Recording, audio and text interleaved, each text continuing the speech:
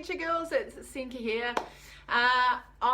This live is coming off the back of a walk I did yesterday, and the fact that I went back up and was up on the Huntsbury track. So let me put this back. I love how like I kind of had this idea of how I'm going to go on a live, and then I'm just like, we'll just do it, which is ironic because the topic is stepping into the unfamiliar. So anyway, I always figure it's just better to go live when the content is in my head and the idea of the sharing and the learning that I've gotten is there. So then that way it's kind of like blah, instead of me trying to formulate and all that. Anyway, you didn't come here to listen to me ramble. This whole thing is based on stepping into the unfamiliar sort of stuff. So 1 year ago, so 2 nights ago, we did a Rogaine. I went up with one of my adventure besties and we did a Rogaine. If you don't know what a Rogaine is, it's basically like a big treasure hunt. You get a map, you use a compass, you have to find your way to certain checkpoints. Checkpoints are worth, some checkpoints are worth more than others. So there's a little bit of strategy, a little bit of speed, all of that sort of stuff. So we did that 2 nights ago and we were on the same track that I did my very first Rogaine 1 whole year ago. So 1 whole year ago, I was like, the one thing when I moved to Christchurch was like, I want to learn how to navigate with a map and with a compass, and I want to get better at that. Like, that stuff has been on my bucket list for so long. Like, I've just wanted to get better at it. I don't know what it is. I think there's something empowering about being able to read a map so that if I go out and something happens, out in nature and stuff like that, I know the basics of reading a map. Hey, Cuzzy! So anyway, so 1 whole year ago, we were doing our very first Rogaine. So I was fully stepping into the unfamiliar. So I'd done 1 course through my other adventure besties, shop further faster, and we did a course. We did an evening course on how to read the maps, and we did a little play around at Vic Park and all of that sort of stuff. Anyway, that is so different to when you actually go out and you have to use your map and figure it all out. And it's fair to say that first Rogaine that we did a year ago was fucking crazy. Like, just trying to piece it all together. I felt like my brain was just going like this. It was like back at school. It was like 1 + 1 equals 2. It was so hard to go back, to go into something that was so unfamiliar that I had no idea on how to do, and really go back to learning something and going out and not being the person who had it. Like, so used to going all my other adventures, I'm like, yeah, I know how to ride a bike, yeah, I know how to fix that little thing if it doesn't. But to step into that unfamiliar stuff of not knowing how to do something and not being freaking amazing at it can really put us off from actually doing that thing, because we think we want to show up and we want to look awesome, like as in like we've got our shit together. If you watch the start of this live, you would see that I didn't quite have my shit together at the start. But it's the one thing that we need to get over ourselves for, so that we can actually get out and do all the fun stuff. Because the realization, and this is the whole reason this is live is together, is 2 nights ago we went back and we were on the same hill from the first year, where I had no freaking clue, didn't know the terrain, didn't know how to use a compass, did not know how to use the map, didn't even understand like the whole Rogaining thing, our timing, all of that. 2 nights ago we just went out, same hill again. Now, here's the thing, over that year, I have gone and done probably maybe a dozen Rogaines, maybe a few more than that. And a lot of them have been very unsuccessful. We did one recently that was a 6 hour, and it took us 1 hour to find our first checkpoint. 1 hour. I wanted to quit.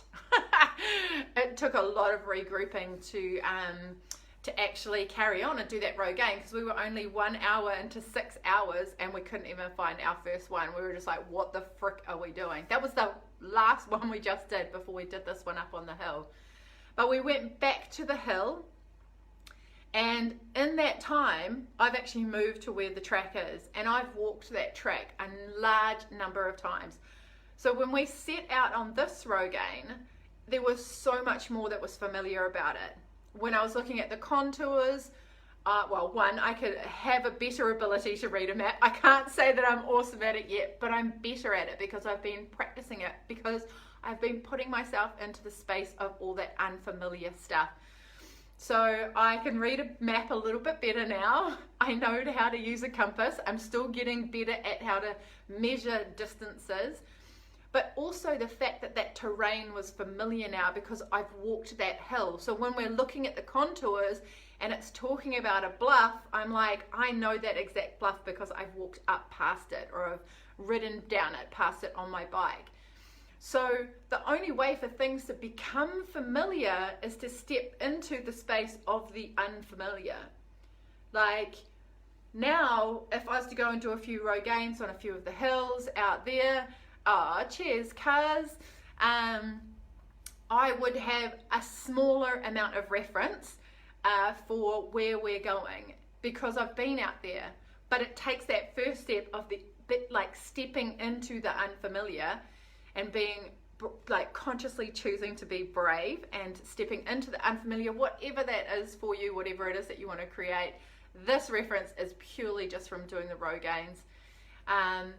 That it takes that little bit of being consciously brave and choosing to step into the unfamiliar and know that you will develop skills along the way and develop the learning so that it becomes more familiar as you go. So now, yesterday, day before, we went out and did the row gain. We covered easily twice the distance, and we got 2 checkpoints within our first 10 minutes. But that only came from going out and actually being out and doing the thing.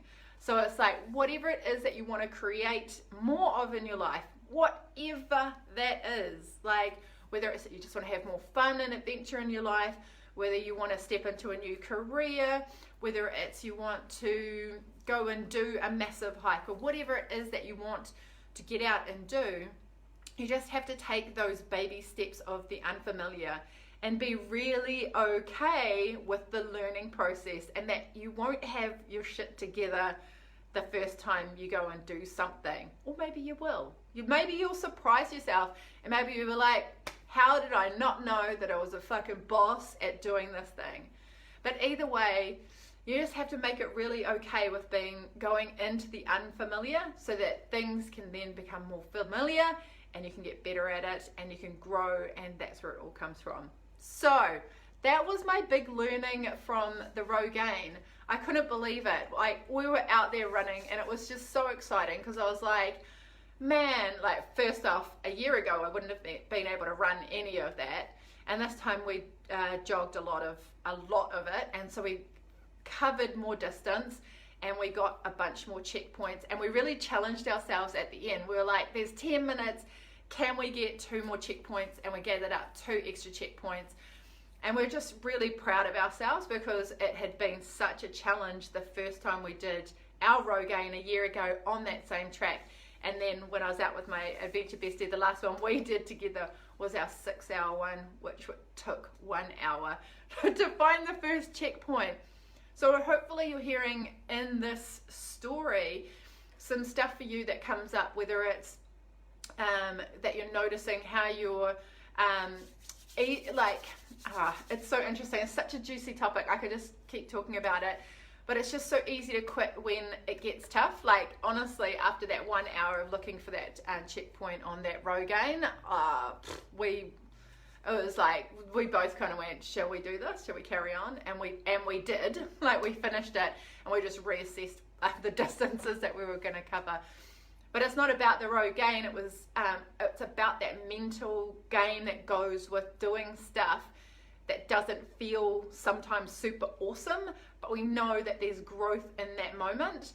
So it's like, we challenged ourselves to carry on, because it would have been easy to have quit the 1 hour and at that 1 hour mark and just go, fuck this, I'm out of here. But we stuck with it, and we did it as a team, which was really awesome. And then this, coming back into this Rogaine again, it was just like that real positive reinforcement of, hey, look, you can actually do this. So yeah, I could totally talk about this topic all the time, because it is so easy to step back when it gets a little bit tough. I do it. I know that I do it at times, and I catch myself, and it's something that it's a continual practice of building your resilience, building your and stretching out to being okay with unfamiliar things, and being right in that space of not having everything completely together. So that's it, ladies. That's my lesson from going back up on the hill and hitting up the Rogaine track again. I love it. It's such a great way to challenge myself. So anyway, there's the Wicked Rogaines doing a series here, so if you want to do that, you can join on. And of course, if you're looking for some inspiration to get out and do some cool stuff, and you want to hear some amazing stories from amazing women around the world, if you haven't already jumped on board to our Why She Adventures free interview series, oh my gosh, use your word, Senka, you can get access to that now. I've interviewed 14 amazing women around New Zealand who have done some freaking amazing stuff, and they, let's just say, have stepped into the unfamiliar in it and grown massively. So there's 14 interviews all lined up ready for you to access. You'll get one interview a day, so you can just make your way through those, get topped up with a shit ton of inspiration, and you can find that at whysheadventures.com. And get it in there, ladies, and see. We've got Miriam Lancewood, Holly Woodhouse, we've got Lisa Tamati, and then we've got some amazing local champions. I've got to actually interview my sister, Vesna, who's a world champion Waka Ama paddler. So, yeah. Oh, hey, Hannah Banana. How you doing, girl? Actually, you should be on this interview series as well. So if you haven't already checked in with those ladies, oh, Hannah, if you've watched Miriam's interview, she's amazing.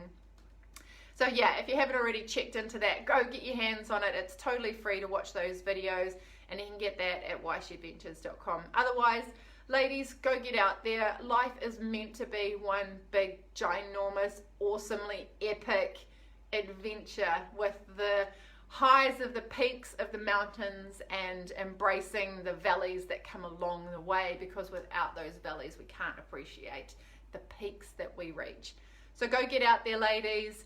Here's to getting more women outdoors doing cool shit, and I will see you in the next live. Ka kite.